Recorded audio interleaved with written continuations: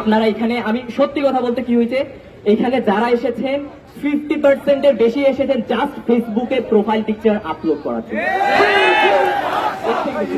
একটা রিলসে নিজের ছবিকে দেখানোর জন্য। আমি যে এখানে কথা বলতেছি এটা নিয়ে রিলস বানাবেন, সহজ কথা, আমি কখনোই চাই না।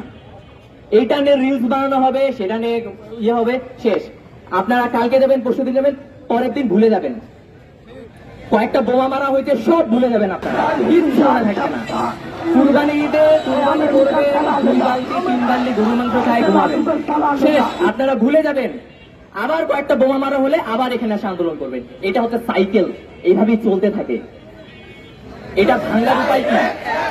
আমরা আমাদের জায়গা থেকে আমাদেরকে চেঞ্জ করতে হবে। আপনি যেদিন 2 বাটি গরুর মাংসের বদলে 1 পিস খাওয়া শুরু করবেন, সেই দিন আপনি চেঞ্জ করবেন। যেদিন আপনি কোকা কোলার সাথে মোজোকেও সরাচ্ছেন, সেদিন আপনি হচ্ছে গিয়ে আলকুৎসের জন্য প্রস্তুত হচ্ছেন।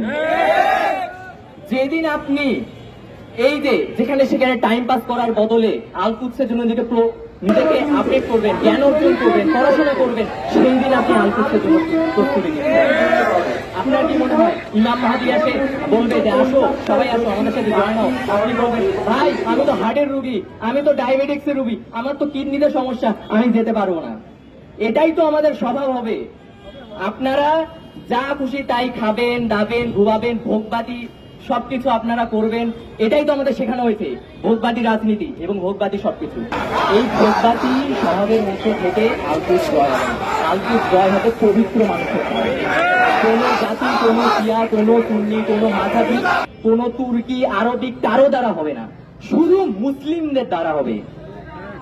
এটাই হচ্ছে বাস্তবতা।